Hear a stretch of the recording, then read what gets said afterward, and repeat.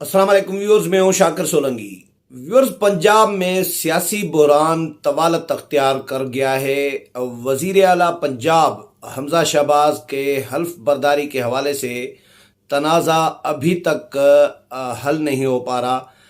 Lahore high court ने सदर ममलिकत को जो हुक्म जारी किया था कि सदर ममलिकत अपना नुमाइंदा मुकर्रर करके नौमुंतखब वजीर आला हमजा शहबाज से हल्फ लेने के लिए इंतजामात करें, तो 3 दिन गुजर जाने के बावजूद सदर ममलिकत ने अदालती हुक्म को नज़रअंदाज कर रखा हुआ है।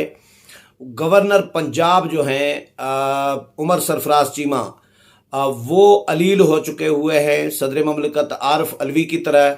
जिस तरह आरिफ अलवी साहब वज़ीर आज़म शहबाज शरीफ से हल्फ नहीं लेना चाह रहे थे और वो उन्होंने छुट्टी कर ली और ये कहा कि जी अलील हो गए हैं, और फिर कायम मकाम सदर जो हैं सादिक संजरानी को हल्फ उठवाना पड़ा था। इसी तरह वफाकी काबीना का मामला भी इसी तरह का हुआ कि सदर ममलिकत अलील हो गए आरिफ अलवी साहब और उन्होंने हल्फ नहीं लिया वफाकी काबीना से, तो सादिक संजरानी साहब जो हैं कायम मकाम सदर के तौर पर उन्होंने हल्फ लिया। उसके बाद शहबाज शरीफ ने एक मुलाकात की सदर ममलिकत से, 1 घंटे से तवील मुलाकात चली थी। उस मुलाकात का नतीजा ये निकला कि सदर ममलिकत ने काबीना का जो दूसरा मरहला था, उस दूसरे मरहले में 4 वज़रा से हल्फ लिया सदर ममलिकत ने। लेकिन वज़ीर आला पंजाब के मामले पर अभी तक PTI के जो सदर ममलिकत हैं और जो गवर्नर पंजाब हैं जिनका तल्लुक PTI के साथ है, वो इसमें रुकावट बने हुए हैं। मामला अदालत में भी जा चुका हुआ है, लाहौर हाई कोर्ट में समाअत हो चुकी है, समाअतें बल्कि, और 17 अप्रैल को वज़ीर आला का इंतखाब हो चुका हुआ है। आज 25 अप्रैल हो गई है, लेकिन 25 अप्रैल तक भी कोई इंतजामात अभी तक नहीं किए। जब मैं ये व्लॉग रिकॉर्ड कर रहा हूँ, इस वक्त तक सदर ममलिकत ने अपना नुमाइंदा मुकर्रर नहीं किया। जुम्मे के रोज़ खबरें ये आई थी कि सदर ममलिकत शायद आज अपना नुमाइंदा मुकर्रर करेंगे चेयरमैन सेनेट को, सादिक संजरानी को, और सादिक संजरानी शायद जाएंगे लाहौर।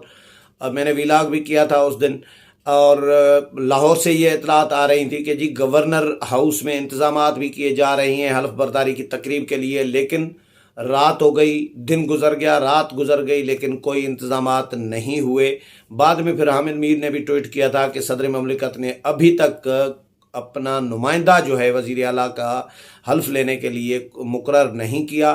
तो फिर अचानक खबरें आई कि जी जो उमर सरफराज चीमा साहब हैं गवर्नर पंजाब, वो अलील हो गए हैं। वो सर्विसेज हॉस्पिटल जो है लाहौर की, वहाँ पर जाकर दाखिल हो गए हैं। उमर सरफराज चीमा यंग गवर्नर हैं, नौजवान हैं। वो पहले बीमार नहीं थे, लेकिन वज़ीर आला का हल्फ लेने की जिम्मेदारी जब आई और अदालत ने जब उनको हुक्म दिया कि भाई आप हल्फ नहीं ले सकते, तो कोई मजबूरी है, कोई रीज़न है, तो वो आप रीज़न बताएं, माकूल रीज़न बताएं 24 घंटे के अंदर। ये अदालत ने हुक्म दिया है।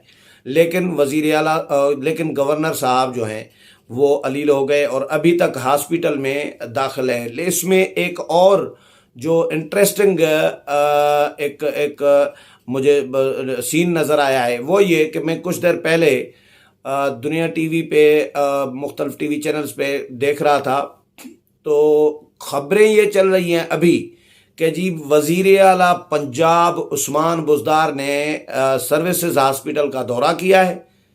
ये जुमला देख लें कि ये रिपोर्ट हो रहा है टीवी चैनल्स पर कि वज़ीर आला पंजाब उस्मान बुज़दार ने, अभी की खबर आज की बता रहा हूँ, ये पुरानी खबर नहीं बता रहा हूँ, ये अभी उनको यानी साबिक वज़ीर आला नहीं लिखा जा रहा या पढ़ा जा रहा या मुस्तफ़ी वज़ीर आला कहें, इस तरह भी नहीं, वज़ीर आला पंजाब, यानी मीडिया में अब ये माहौल अभी से बनाना शुरू कर दिया गया है कि उस्मान बुज़दार जी वज़ीर आला हैं। क्योंकि गवर्नर पंजाब ने अभी एक रिपोर्ट भी सदर ममलिकत को भेजी है, 6 सुफ़ात पर मुश्तमिल रिपोर्ट है।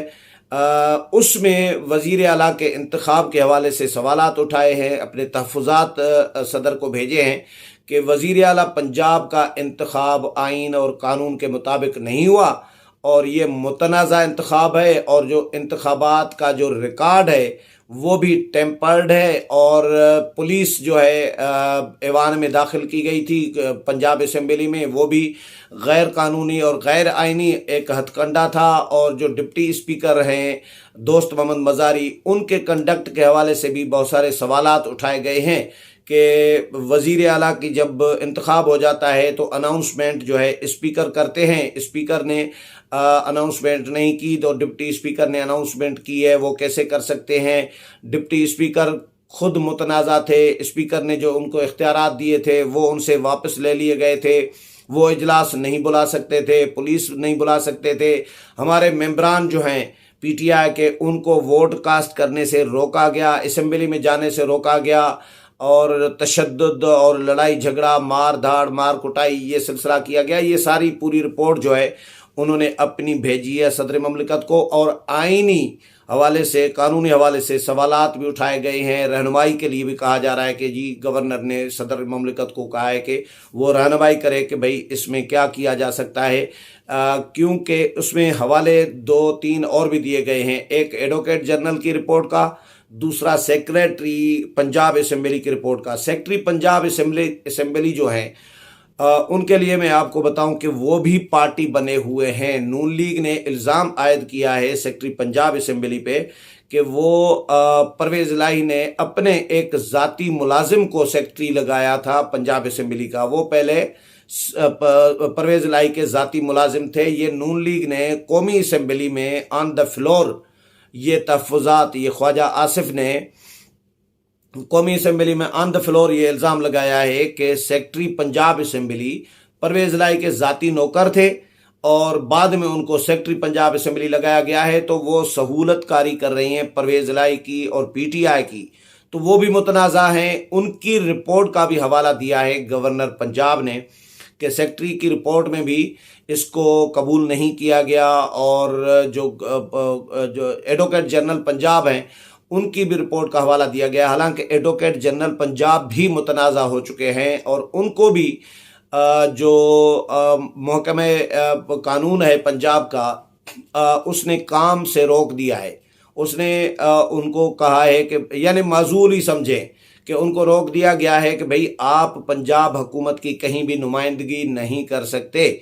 वो इसलिए क्योंकि इन पर इल्ज़ाम ये आयद किया गया है कि ये सहूलतकारी कर रहे हैं। पीटीआई की एडवोकेट जनरल जो हैं अदालत में भी पेश हो रहे थे, लाहौर हाई कोर्ट में भी पेश हो रहे थे। तो वो गवर्नर पंजाब जो चाहते हैं वही बात वो आगे फॉरवर्ड कर देते हैं और अदालत में भी वही आकर बयान मौक़िफ़ अपनाते हैं जो गवर्नर का मौक़िफ़ होता है। हालांकि जो एडवोकेट जनरल हैं उनको हक़ाइक़ देने चाहिए, बयान करने चाहिए, लेकिन वो पीटीआई की, ऐसा लग रहा है कि पीटीआई की, परवेज़ इलाही की और गवर्नर की और इमरान खान की नुमाइंदगी कर रही हैं। इसीलिए पंजाब हुकूमत ने उनको काम करने से भी रोक दिया है और उनका भी हवाला दिया है गवर्नर पंजाब जो उमर सरफराज चीमा है उन्होंने। लेकिन अदालत ने सदर ममलिकत को हुक्म दिया कि सदर ममलिकत फौरी तौर पर 24 घंटे के अंदर अपना नुमाइंदा मुकर्रर करे और नौ मुंतखब वज़ीर आला पंजाब हमजा शहबाज जो हैं उनसे हल्फ उठवाने के लिए इंतज़ामात करें। लेकिन 3 दिन गुजर गए हैं, यानी ये जुमरात को आया है हुक्मनामा, गालबन जुमरात को आया है लाहौर हाई कोर्ट का सदर ममलिकत को, और रजिस्ट्रार लाहौर हाई कोर्ट को ये भी हुक्म दिया गया था कि वो अभी सदर ममलिकत को ये हुक्मनामा, ये फ़ैसला अदालत का पहुँचाएँ और उन तक पहुँचाएँ और उनको, ताकि वो नुमाइंदा मुकर्रर कर सकें। जुमरात को ये फ़ैसला आया है। जुम्मे के दिन तय्युनात कर सकते थे सदर ममलिकत अपने नुमाइंदे को, लेकिन जुम्मे को भी नहीं किया। तो सैटरडे और संडे 2 दिन छुट्टी आ गई, तो छुट्टी का एडवांटेज ले लिया, क्योंकि पीटीआई तो शुरू से यही चाह रही है ना कि एक तो डिले टैक्टिक्स इस्तेमाल किए जाएं और ताकि काम कोई और तरीका निकल आए, कोई और जो है ऑप्शन निकल आए। डिले करने से ज़ाहिर है टाइम गेन करने से इतना होता है कि नए नए ऑप्शंस आ जाते हैं। लेकिन पीटीआई ने शुरू से यही काम पकड़ा हुआ है कि काम ख़राब करने के लिए क्या किया जा सकता है। तो सदर ममलिकत काम बिगाड़ने की कोशिश कर रही हैं और अभी तक जो नज़र आ रहा है जो, और गवर्नर पंजाब वो समझते हैं, वो कह रहे हैं कि जी गैर आइनी हुआ है। अदालत तो कह रही है कि भाई हमें पता है कि वज़ीर आला का इंतखाब कैसे हुआ है, अदालत के हुक्म पर ही इंतखाब हुआ है, क्योंकि भाई 1 अप्रैल से हुकूमत नहीं है, 1 अप्रैल से पंजाब में कोई हुकूमत नहीं है। आज 25 अप्रैल है, 25 दिन से पंजाब में जो निज़ाम, पंजाब बड़ा सूबा है, पंजाब में जब निज़ाम रुक जाए तो समझ लें कि पूरे पाकिस्तान में निज़ाम रुक जाता है।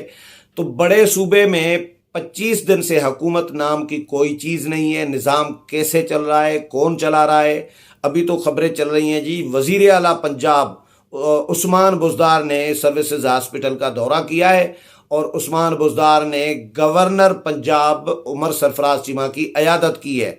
और गवर्नर वज़ीर आला पंजाब उस्मान बुज़दार ने, ये खबरें चली हैं टीवी चैनल पे, अभी कुछ देर पहले मैं सुन रहा था कि वज़ीर आला पंजाब उस्मान बुज़दार ने जी सर्विसेज हॉस्पिटल में जो नए ब्लॉक का मरम्मती काम चल रहा है उसका भी मंसूबा जो नए ब्लॉक का है उसका भी विज़िट किया है और हिदायत जारी की हैं कि फौरी तौर पर ये काम जो है मुकम्मल किया जाए। अब सवाल ये पैदा होता है कि ये खबरें इस तरह क्यों चलवाई जा रही हैं? क्या उस्मान बुज़दार के लिए, लग तो ऐसा रहा है कि उस्मान बुज़दार के लिए माहौल बनाया जा रहा है कि उस्मान बुज़दार वज़ीर आला हैं अभी तक, हालांकि वो मुस्तफ़ी हो चुके हैं और वो अब वज़ीर आला नहीं है। एक वज़ीर आला मुंतखब हो चुके हैं, उनकी सिर्फ हल्फ बर्दारी रहती है। हल्फ बर्दारी से पहले वो अपना ऑफिस नहीं संभाल सकते, बिल्कुल ऐसा ही है। लेकिन हल्फ बर्दारी को भी तो मुतनाज़ा इन्होंने बनाया हुआ है, पीटीआई ने डिले किया हुआ है, पीटीआई के गवर्नर ने, पीटीआई के सदर ममलिकत ने मुतनाज़ा और बना के रोका हुआ है। और उस्मान बुज़दार का हवाला भी दिया है गवर्नर पंजाब उमर सरफराज चीमा ने, अपनी जो 6 सफ़ात की रिपोर्ट है सदर ममलिकत को जो भेजी है, जो कहा जा रहा है कि सदर ममलिकत को मौसूल भी हो चुकी है। तो उसमें यह भी लिखा गया है कि कहा गया है कि जी उस्मान बुज़दार का इस्तीफ़ा मंजूर अभी तक नहीं हुआ और उस्मान बुज़दार अभी तक वज़ीर आला हैं मेरी नज़र में, क्योंकि उस्मान बुज़दार का इस्तीफ़ा आइनी तौर पर जो है वो गवर्नर को मुखातिब होना चाहिए था, लिखना चाहिए था, जो गवर्नर को नहीं लिखा गया। और गवर्नर ने ही इस्तीफ़ा मंजूर करना चाहिए था, जो गवर्नर ने नहीं किया। उस्मान बुज़दार ने वज़ीर आज़म, उस वक़्त के वज़ीर आज़म इमरान खान के नाम इस्तीफ़ा लिखा था और इमरान खान को मुखातिब किया था बतौर वज़ीर आज़म उस वक़्त के वज़ीर आला उस्मान बुज़दार ने कि मैं इस्तीफ़ा दे रहा हूँ, और उस वक़्त के वज़ीर आज़म इमरान खान ने इस्तीफ़ा मंजूर किया, जो कि गैर आइनी है। भाई गैर आइनी है तो आपने काम वो किया ना, तो अभी दोबारा उनसे इस्तीफ़ा दिलवा दें। फ़र्ज़ करें अगर आपको, तो ये एक आइनी बहरान, पीटीआई ने मरकज़ में भी आइनी बहरान पैदा करने की जो नाकाम कोशिश की, जो कामयाब नहीं हो सकी और मुंह की खानी पड़ी, सुबकी हुई पीटीआई को। पंजाब में भी पीटीआई को जो नज़र आ रहा है कि कामयाबी तो नहीं होनी, इनको वहाँ पे भी मुंह की खानी पड़ेगी और सुबकी होगी। लेकिन एक डिले टैक्टिस करके कोशिश की जा रही है कि भाई बुरहान को शिद्दत अख्तियार कराई जाए, बुरहान मज़ीद शदीद हो और अदालतें कोई और निज़ाम आ जाए। लेकिन इनको ये भी पता चल चुका है भाई कोई गैर जमहूरी क़ुव्वतें नहीं आनी और जाना ज़ाहिर जमहूरी सिलसिले के साथ है। और ये जो सियासी जमातें मिली हैं तो इन्होंने निज़ाम चलाना है। आप लोग आउट हो चुके हैं लेकिन मैदान छोड़ना नहीं चाह रहे।